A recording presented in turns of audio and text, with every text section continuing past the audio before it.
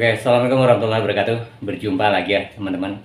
Pada kesempatan kali ini saya hanya sekedar sharing buat teman-teman tentang bagaimana usaha odading ataupun bolang-baling ini dan cakwe, teman.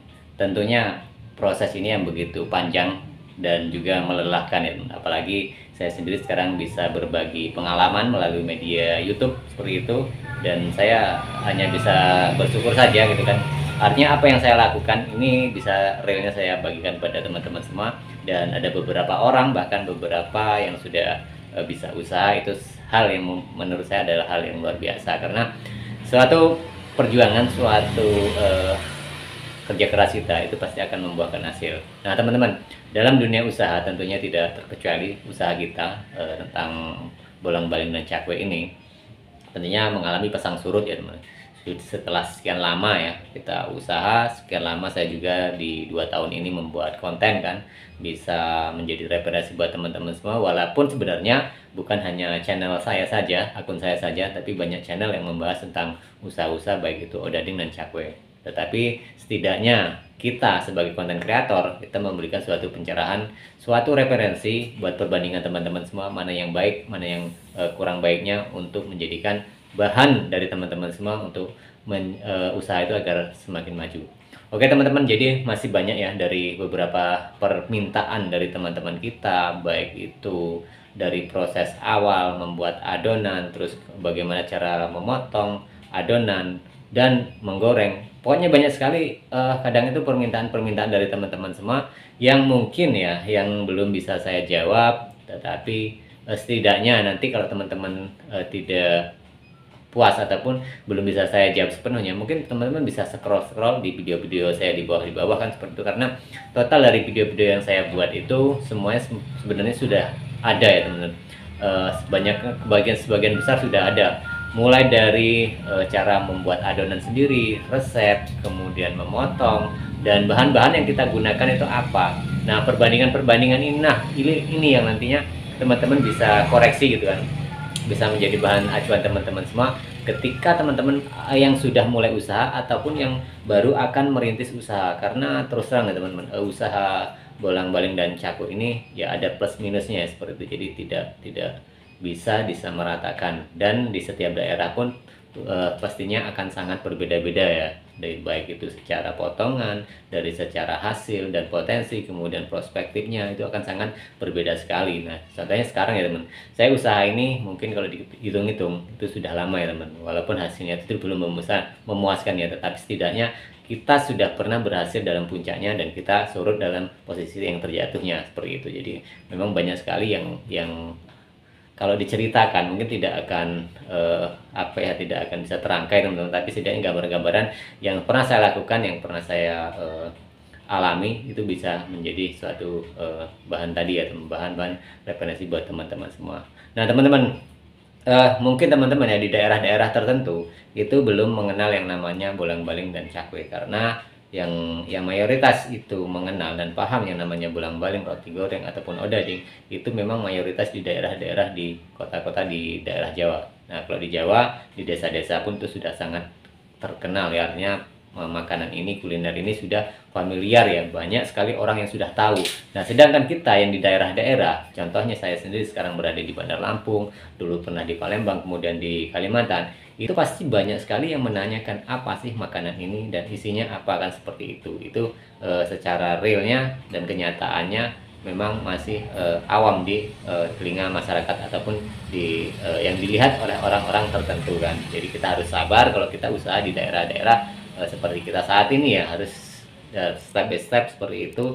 Jadi melangkahnya dari dikit dan harus mengenalkan. Berbeda dengan kita usaha di Jawa, tetapi kan ada plusnya juga ya teman. Daya saing kalau di daerah-daerah seperti kita itu masih minim, artinya kita mau membuka lahan atau mau membuka cabang itu kan seluas-luasnya, kita masih punya kesempatan toh gitu kan.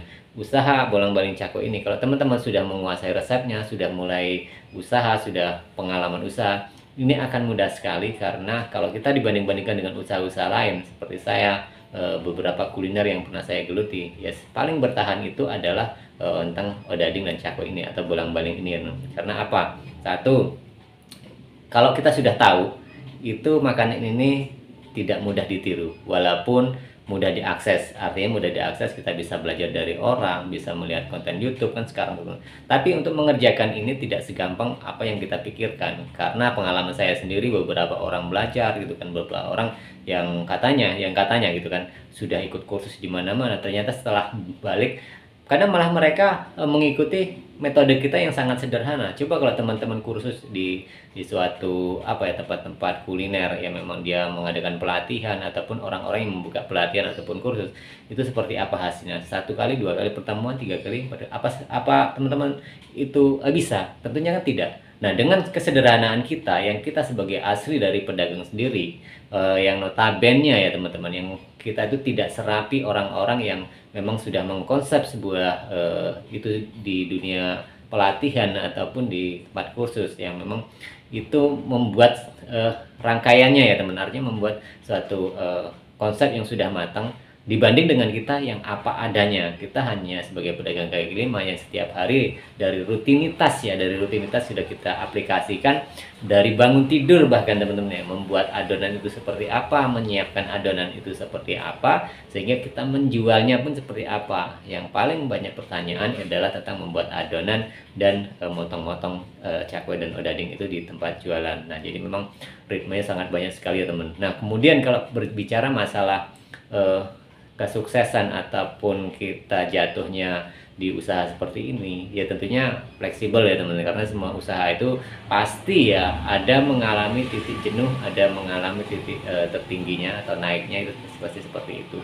Tetapi setidaknya kita ketika kita usaha, baik itu usaha apa saja gitu kan, terutama usaha kita ya, itu kita menilainya tidak ada matinya. Karena apa?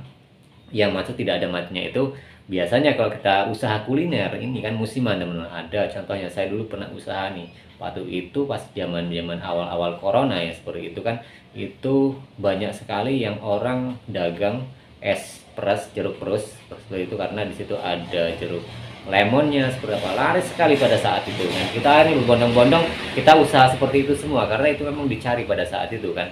Ternyata setelah itu tidak lagi. Dan contohnya banyak sekali ya teman-teman, makanan-makanan yang itu cenderung dia musiman. Dan ya memang benar modal tidak seberapa, tetapi kan kalau kita usaha, kalau bisa itu kan kita mencari kestabilan. Ketika turun pun itu masih bisa untuk kita putar, artinya modal yang kita gunakan masih bisa menguntungkan dan kita masih bisa berkembang. Dan pada saat-saat tertentu juga ketika kita naik, ketika kita usaha kita sudah mulai berkembang, ini juga akan bisa terjaga seperti itu ya teman. Jadi dan dimanapun teman-teman ya, di daerah manapun usaha itu bagaimana caranya diterima oleh masyarakat sekitar. Contohnya ya teman-teman, saya itu usaha ini, memulai usaha itu dari awal bangku kuliah dulu di tahun 2008 ikut orang, tidak lama. Kemudian 2009 itu bisa usaha sendiri, walaupun tertatih-tatih gitu kan, tertatih-tatih. Dan sebenarnya tidak hanya di usaha itu gitu kan, jadi justru malah di usaha bolang-baling pada saat itu kan, itu mengalami apa ya, artinya surut dulu gitu kan. Jadi memang usaha itu tidak melulu langsung kita berhasil ya teman. Dan tapi ada jalan gitu kan, ada jalan. Dan suatu ketika ketika sudah pernah meletakkan usaha ini, tetapi saya berpikir bahwa apa yang sudah pernah kita alami itu seharusnya kita bisa berkembang, nah dengan ilmu dan keterampilan kita. Jadi intinya tidak ada ruginya ketika teman-teman semua mempunyai skill, mempunyai pengalaman, itu akan berguna di suatu hari, daripada kita hanya mengikuti apa ya, artinya mengikuti ritme suatu tren gitu kan, yang ya tren itu pasti nggak ada habisnya dan silih berganti ya teman. Kalau kita usaha di odading dan cakwe ini, saya yakin gitu kan, kita masih stabilnya seburuk-buruknya kita, ketika kita bisa konsisten gitu kan, dan kita bisa komitmen gitu kan menjalani usaha yang kita miliki, insya Allah itu akan bisa berhasil dan bisa memapankan diri kan, seperti itu. Jadi ketika teman-teman yang sudah usaha, yang dari baik itu yang dimanapun ya, baik di Pulau Jawa, di Kalimantan, di Sumatera seperti itu, ya kita sangat bersyukur karena kita masih bisa menjalankan siklus ini dalam kondisi-kondisi sepi pun, dalam kondisi-kondisi ekonomi yang tidak menentu, kita masih bisa bertahan bahkan masih kuat ya teman. Sebagai pedagang kaki lima, tentunya itu kan suatu penopang yang luar biasa ya dari ekonomi. Karena zaman sekarang, coba teman-teman tengok gitu kan, ketika kita bermain-main ke daerah-daerah yang ramai seperti ke mall, kemana, itu cenderung sepi. Jadi orang sekarang itu cenderung mencari makanan-makan kuliner dan berwisata itu malah cenderung ke dunia-dunia yang lebih bawah kan, tidak seperti zaman-zaman dulu ya teman-teman. Dan Salah satunya adalah penguat ekonomi, penggerak ekonomi ya adalah kita sendiri sebagai UMKM atau sebagai pedagang kaki lima, ya, tidak kecuali kita sebagai pedagang cakwe dan odading ini. Jadi kita masih bisa bersyukur, lega gitu, artinya walaupun kita tertatih menahan ya artinya gejolak-gejolak kebutuhan gitu kan, tetapi setidaknya kita masih tetap semangat, masih bisa untuk berkarya dengan skill dan kemampuan yang kita miliki. Makanya dari itu tidak ada ruginya ketika teman-teman semua itu belajar apa saja ya,